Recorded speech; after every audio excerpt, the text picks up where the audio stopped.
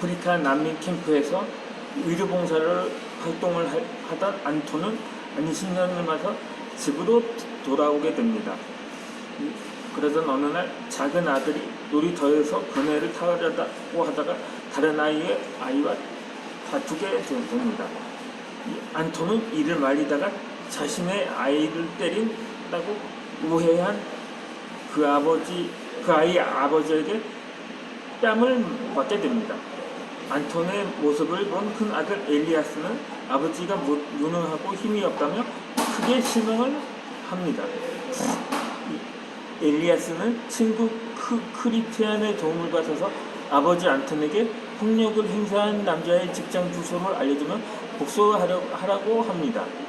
안톤은 그 남자가 일하는 자동차 정비소를 찾아가 사과를 받아내려고 했지만 또다시 아이들 앞에서 손찌검을 당하고 맙니다.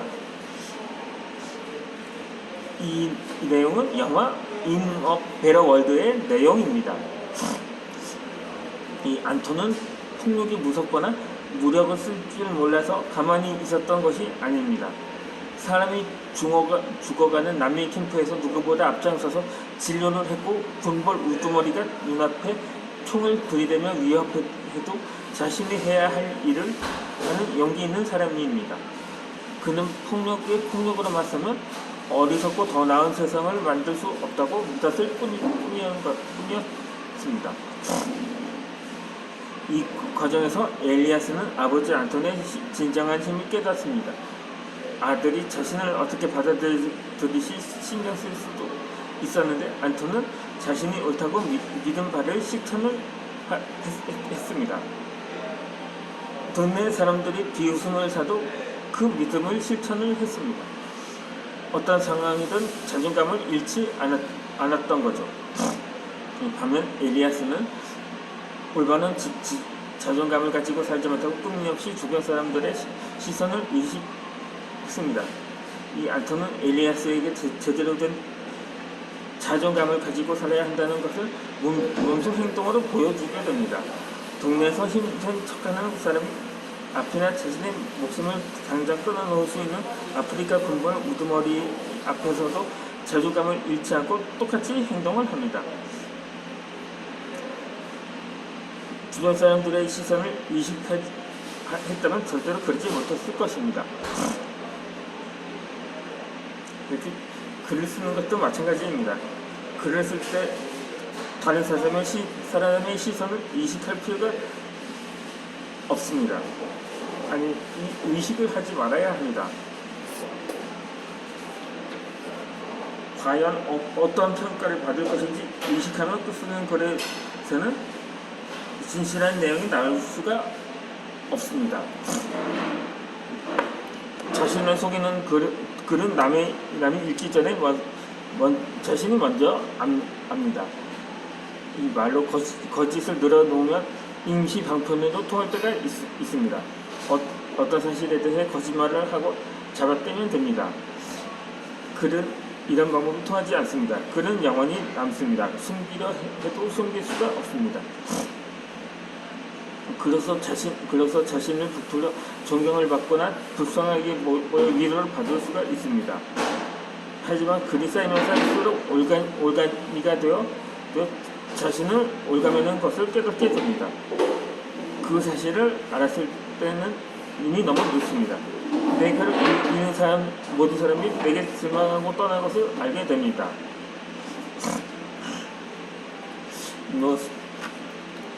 세상에 어떤 권력자나 독재자도 이런 사례가 있습니다. 그런데 그 사람이 사실 왕손이거든요. 뿌리와 가문이 아주 대단한 가문인 거죠. 하지만 항상 줄곧 외세 식민지를 받고 한일 독립 추진을 벌인 사람으로 포장을 하는 사례가 있습니다. 그렇기 때문에 특히 각 독립한 신생국가들 사이에서는 그 사람을 절대적인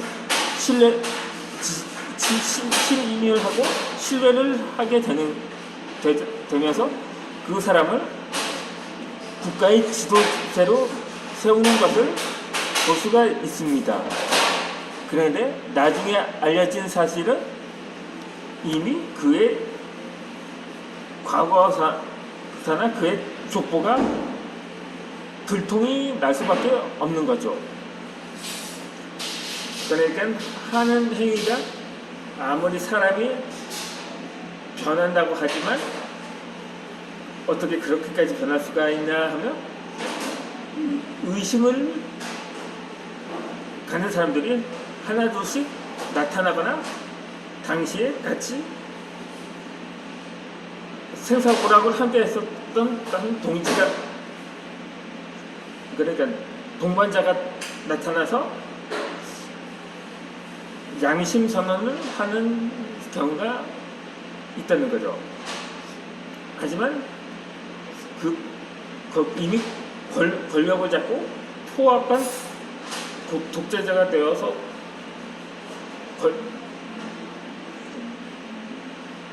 군림을 하는 상황에서 그런 사람이 있을까봐 사전에 그냥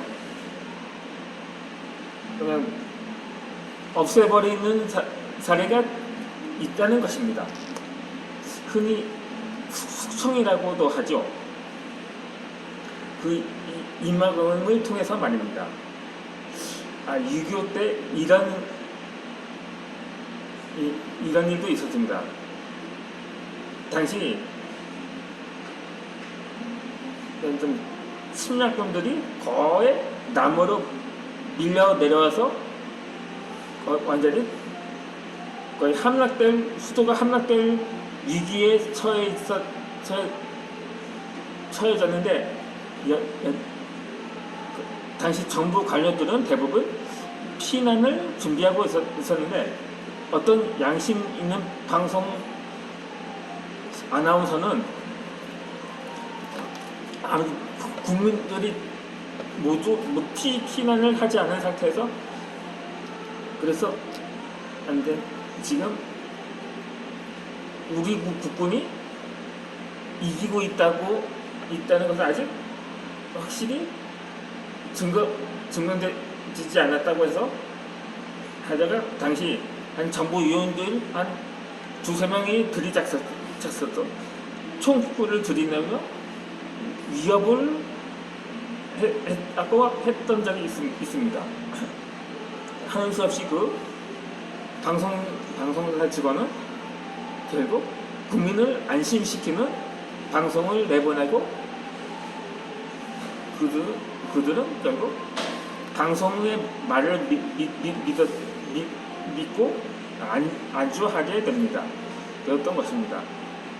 하지만 그 후에도 이미 적군들이 서울을 점령하면서부터 수많은 민간인의 사상자가 발생하게 되었던 거죠.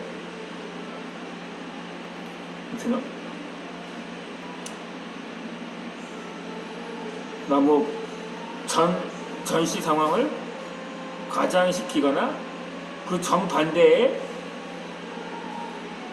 발언을 하거나 글로서 표현을 한다면 그 훗날에 그 뒷감당은 할 수가 없게 될 수밖에 없는 거죠. 이렇게 남의 시선을 의식하지 말고 자신을 솔직하게 드러내거나 글을 써야 하는 것입니다. 역설적이지만 글은 자신의 내면 날 것으로 사람들에게 보여줄 때 치유와 극복의 과정을 거치면 자존감을 되찾는 도구가 될 수가 있습니다. 이 소설 가운데 자전적 소설이라는 것이 있습니다. 자전적 소설을 읽을 때면 작가 자신의 이야기를 이토록 드러내도 되는 것일까 하는 생각이 듭니다. 하지만 독자들은 작가의 솔직한 글에 진정성을 느껴 감동을 받습니다. 이 목록을 보면 신경숙의 외딴방, 황석영의 개밥 바라리별, 파울로 코엘료의 순례자, 이문열의 젊은 날의 초상 등 그런 작품 수없이 많습니다. 그런 자신을 치유하는 도구가 될 수 있다는 것을 보여주는 사람도 많습니다. 눈물로 빛을 만나면 반짝인다를 쓴 은수연은 초등학교 때부터 거의 10년 가까이 아버지에게 당한 성폭력을 그 책에서 밝혔다고 밝혔습니다. 남들은 쉬쉬하고 감추는 일을 주변 사람들에게 알리는 것도 모자라 글로 써서 책을 낸 은수아는 이를 통해서 사람들이 생각하는 것과 달리 더욱 활달하게 인생을 살아갈 수가 있게 되었던 것입니다. 그러니까 남들에게 말하면 죽여버린다고 협박한 아버지에게서 도망친 은수연은 성폭력의 상처를 평생 간직하며 우울하게 남의 눈치를 보며 살아갈 수도 있었을 것입니다. 이런 사실을 모르는 사람들은 평소 워낙 활달한 은수연이 엄청난 불행을 경험했으리라고는 상상하지 못합니다. 그녀는 자신이 겪은 불행을 사귀며 스스로 가둬놓고 살아가지 않고 글로 풀어냈던 것입니다. 남의 시선을 의식하지 않고 오로지 자신을 향해 글을 써서 자존감을 회복하고 남들에게 더 당당하게 살아갔습니다. 이에 반해 자기 겸언료 어려움을 겪는 사람도 있습니다. 이 과거 군사정권에서는 정권 차원에서 조금이라도 문제가 되는 내용이나 문구에 꼬투리를 잡고 추궁했습니다. 이러다 보니 작가들은 스스로 알아서 문제가 될 내용이나 문구를 피했습니다. 군사정권이 물러간 뒤에는 창작의 자유가 주어졌지만 작가들은 여전히 어려움을 호소했습니다. 자유롭게 창작력에 불타 글을 써야 하는데 자신도 모르게 문제가 될 수 있는 내용은 쓰지 않았습니다. 이미 그때부터 창작의 자유를 깼다고 할 수도 있는 거죠.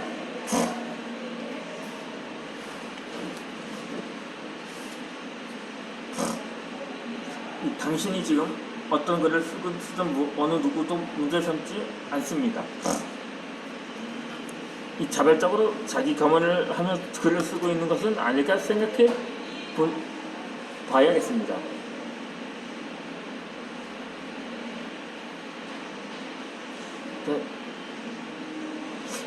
대단한 글을 쓴다고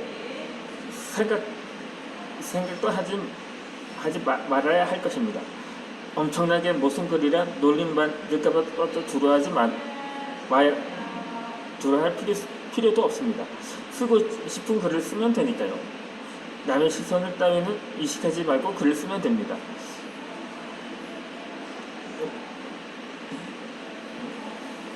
자존감이 약해서 남의 눈치를 보며 쓰게 되는 경우도 있는데 신기하게도 글을 쓰다 보면 자존감이 오히려 높아지는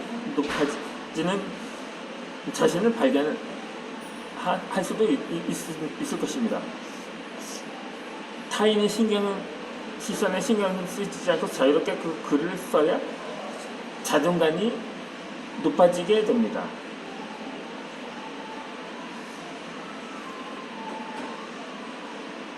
이제 이어서 영상을 다음 주제로 올려드리도록 하겠습니다.